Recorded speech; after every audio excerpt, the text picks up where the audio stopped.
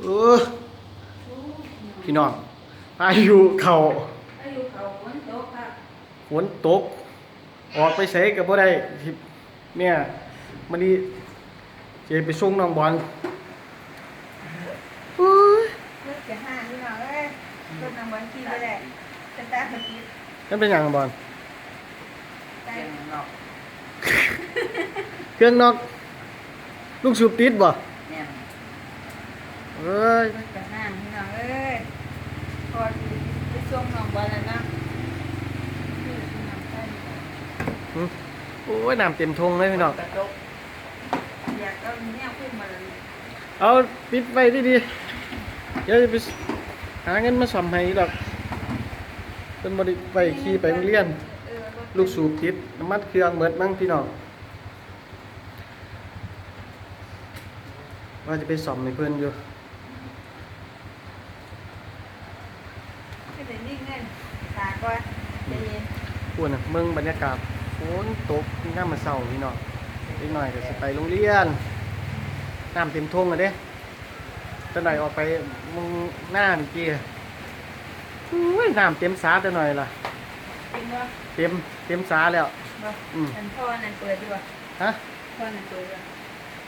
พ่อเปิดได้อยู่ไปบ้านเขาอุดทอยไงได้ ป่ะ อืม โอ้ มาพี่น้องเอาเมืองบรรยากาศหน้าบ้านสดถ่ายทอดสดเลยเนี่ยตอนนี้เวลา7 โมงเช้าก่อนนาฬิกาคือยังเก่านั่นล่ะ บรรยากาศอีสานบ้านเฮาน้ำจะท่วมแล้วน้ำท่วมให้หน้าเด้อแห้งแรงคือเก่าอืม โจ๊กกันเลย ที่ได้ไปส่งน้องบอลเปียกฝนไปได้ยังไงด้วยฮอนด้าอะไรฮอนด้าเวฟ ฮันด้าเวฟ ขี่ทะลุพายุฝน ไปได้ที่เส้นทาง อืมขี่ไปฮอด101คนเนี้ยเลยเฮ้ยปู ปูหน่อย เฮ้ย นั่น อ๋อปูหน่อยพี่น้องเห็นบ่อยู่ข้างล้อเดี๋ยว สู้แล้วมีปลาสีทองอยู่น่ะ ปูไม่เห็นจักตัวโอ้ยปูน้อยนี่แหละบรรยากาศธรรมชาติอีสานบ้านเฮาพูดเสียงฟ้าผ่าเปียงไปใส่น้อไม่ไงพี่น้องไปเดี๋ยวไปส่งน้ำหมอนกันพี่น้องอยู่โรงเรียนกับบ่อไก่ดอกประมาณโลนึงนี่แหละนะเนี่ยให้บรรยากาศซื่อดีอีสานบ้านเฮา ไป เดี๋ยวรถเฉย บ่อันบ่ฝากกันฝนบ่ นี่ นั่นบ่ฝากกันฝน หมวกเป็นไงวะ หมวกอยู่น่ะ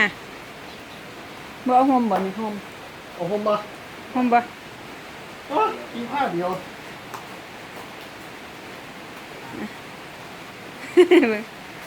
ลำบากนิดนึง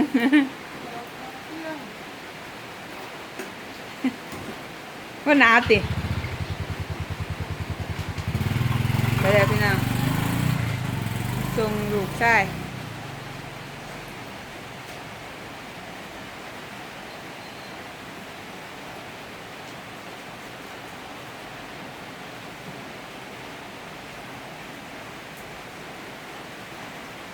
ฝนตก